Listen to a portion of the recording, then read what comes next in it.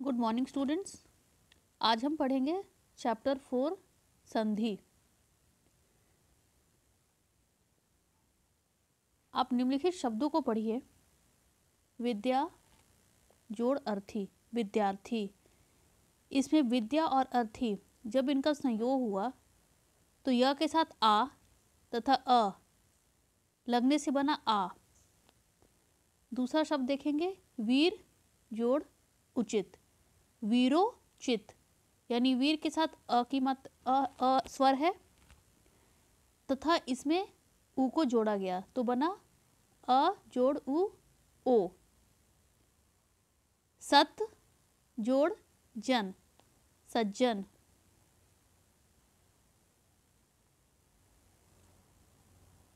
त जोड़ ज ज। दुह जोड़ जन दुर्जन। तो इन सभी शब्दों को पढ़ने से पता चलता है कि वर्णों के मेल में परिवर्तन हुए और नए शब्दों का निर्माण हो रहा है। इस निर्माण में शब्दों में संधि हुई है, यानी ये शब्द जुड़े हैं। संधि का अर्थ है मेल। इस मेल में परिवर्तन कभी पहली ध्वनि में होता है तो कभी दूसरी ध्वनि में और कभी दोनों ध्वनियों में। यह परिवर्तन ही संधि है। अतः हम कह सकते हैं कि दो वर्णों के पारस्परिक मेल से जो विकार या परिवर्तन होता है उसे हम संधि कहते हैं। दो वर्णों के पारस्परिक मेल से जो विकार या परिवर्तन होता है उसे हम संधि कहते हैं। संधि विच्छेद, और जब हम संधि युक्त पदों को अलग अलग करते हैं तो उसे हम संधि विच्छेद कहते हैं। जैसे देवेंद्र, इसको अलग अलग किया तो देव जोड़ इंद्र। अतीव अति जोड़ ईव। संधि के तीन भेद है, स्वर संधि, व्यंजन संधि और विसर्ग संधि। आपको स्वर संधि पढ़ना है तो आइए हम स्वर संधि के विषय में पढ़ते हैं कि स्वर संधि किसे कहते हैं। दो स्वरों के मेल से उनमें जो परिवर्तन आता है उसे हम स्वर संधि कहते हैं। स्वर आप जानते हैं कि स्वर हम किसे कहते हैं, वर्ण में आपने पढ़ा स्वर क्या होता है और व्यंजन क्या होता है। तो स्वर संधि में स्वरों के मेल से परिवर्तन आता है। जैसे रवि जोड़ इंद्र रविंद्र। यहाँ पहले शब्द की अंतिम ध्वनि छोटी ई की मात्रा है। आप ध्यान देंगे रवि में व में छोटी ई की मात्रा लगी है तो अंतिम ध्वनि छोटी ई है तथा दूसरे शब्द की पहली ध्वनि भी ई स्वर है। इस प्रकार ई और ई को जोड़ने से बड़ी ई हो गया। तो आइए हम स्वर संधि को विस्तार से पढ़ते हैं। ध्यान से पढ़ेंगे आप और समझने की कोशिश करेंगे कि किस प्रकार ये होता है। स्वर संधि के 5 भेद होते हैं, दीर्घ संधि, गुण संधि, वृद्धि संधि, यण संधि और अयादि संधि। दीर्घ संधि हम किसे कहते हैं? किसी स्वर के हर्ष या दीर्घ रूप के बाद यदि उसी स्वर का हर्ष या दीर्घ रूप आए तो ये दोनों मिलकर दीर्घ हो जाते हैं। यानी हम कह सकते हैं कि अ को जोड़े, आ को हम जोड़े या आ और अ को जोड़े या आ को जोड़े तो वो क्या बनेगा? दीर्घ ही बनेगा। दीर्घ स्वर के रूप में वो आएगा, आ बनेगा। उसी प्रकार अगर हम ई को जोड़े, छोटी ई को जोड़े या छोटी ई और बड़ी ई को जोड़े तो उसकी संधि होके बड़ी ई ही आएगी। ऊ और ऊ के साथ भी यही होगा। यहाँ पे आप कुछ उदाहरण देखिए। अ और अ की संधि हो रही है कृष्ण प्लस अवतार, कृष्ण जोड़ अवतार कृष्णावतार। मत जोड़ अनुसार मतानुसार। फिर अ और आ को जोड़ा गया, भोजन जोड़ आलय भोजनालय।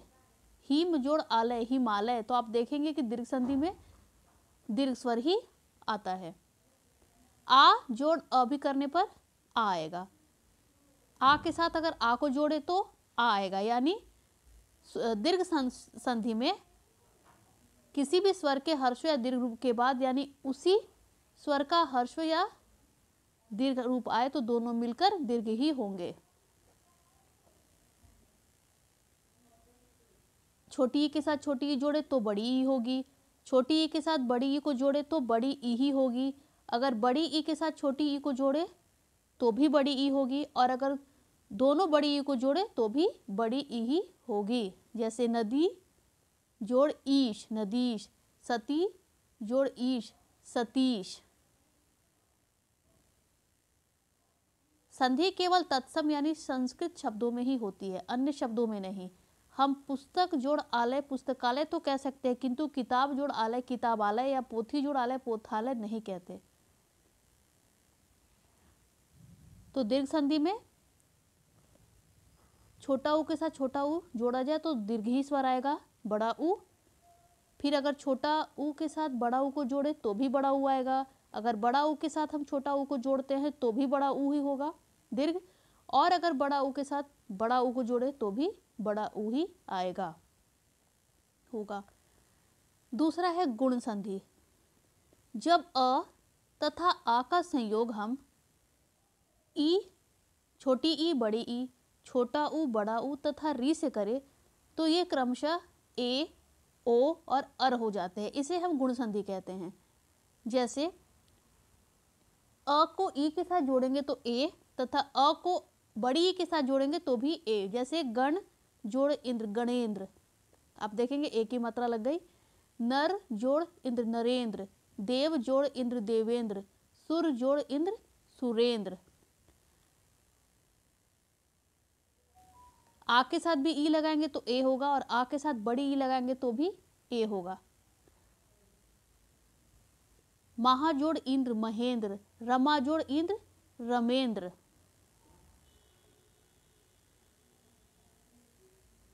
अ के साथ ऊ जोड़ने पर ओ होगा। जैसे पर जोड़ उपकार परोपकार, नर जोड़ उचित नरोचित। आ के साथ ऊ लगाने से ओ तथा आ के साथ बड़ा ऊ लगाने से ओ। इसके उदाहरण आप देखेंगे। महाजोड़ उत्सव महोत्सव। और अगर आ के साथ हम री लगाते हैं तो अर होता है। जैसे राज जोड़ ऋषि राजर्षि, सप्त जोड़ ऋषि सप्तर्षि। तो आप ध्यान देंगे कि गुण संधि में अ तथा आ में अगर ई, बड़ी ई, छोटा ऊ, बड़ा ऊ तथा री मिलाए तो ए, ओ और अर हो जाते हैं। गुण संधि के बाद हम तीसरा है वृद्धि संधि। इसको देखेंगे। जब अ अथवा आ का ए और ए से योग होता है तो ए होता है, तथा अ और आ का ओ से ओ तथा औ से मेल होने पर औ हो जाता है। इस मेल को हम वृद्धि संधि कहते हैं।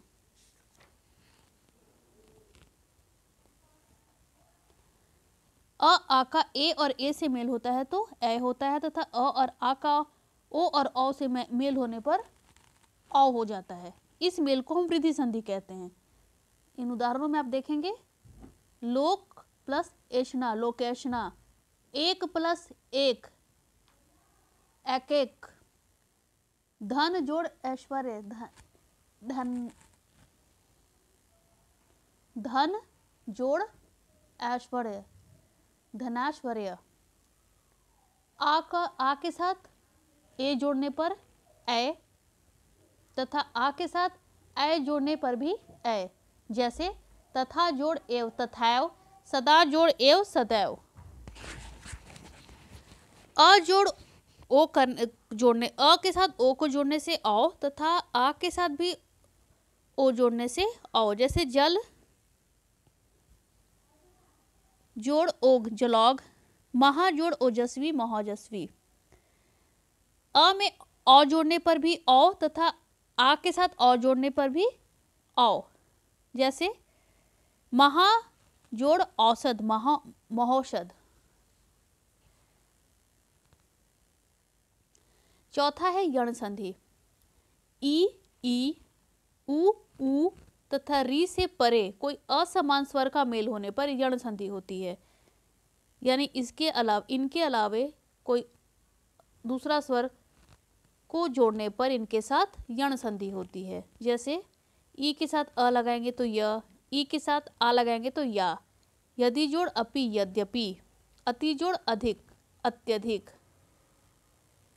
ई के साथ ऊ लगाएंगे तो यू, तथा ई के साथ बड़ा ऊ लगाएंगे तो यू। अति जोड़ उत्तम अत्युत्तम। ई के साथ ए लगाएंगे तो ये, तथा ई के साथ ए लगाएंगे तो यह। जैसे प्रतिजोड़ एक, प्रत्येक। ई के साथ अ लगाने पे य, तथा ई के साथ आ लगाने पे या।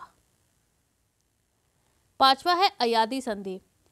अयादी संधि में ए के बाद अ आए तो अय बन जाता है, और ए के बाद अ आए तो आय, और ई आए तो आई बन जाता है, और ओ के बाद अ आए तो अव, और ई आए तो अवी बन जाता है। औ के बाद अ आए तो आव, ई आए तो आवी, और उ आए तो आवू बन जाता है। जैसे ने जोड़ अन, नयन। नय जोड़ अक, नायक। चे जोड़ अन, चयन। गै जोड़ अक, गायक। गै जोड़ इका, गायिका। पो जोड़ अन, पावन। पौ जोड़ अक, पावक। तो इस प्रकार से आपने देखा कि स्वर संधि के 5 भेद होते हैं।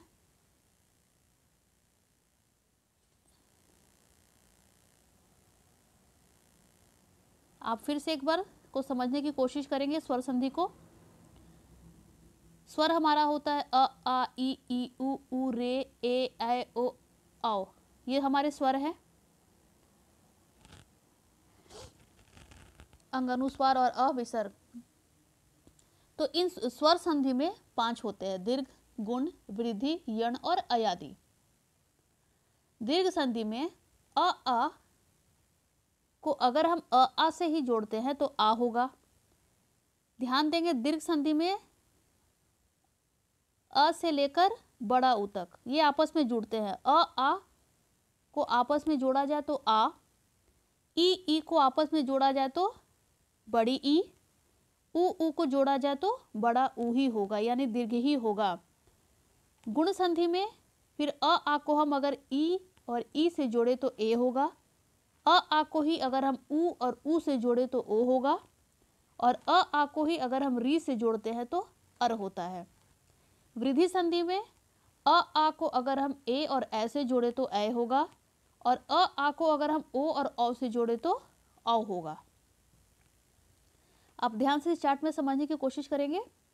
यण संधि में ई और ई के साथ कोई अन्य स्वर जुड़े इनके अलावे तो य होगा, उ और ऊ के साथ कोई अन्य स्वर जोड़े तो व होता है, तथा री के साथ कोई अन्य स्वर जोड़े तो र होता है।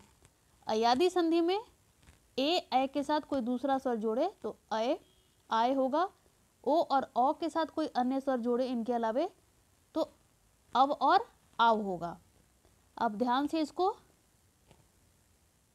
किताब में पढ़ेंगे तथा समझने की कोशिश करेंगे। धन्यवाद।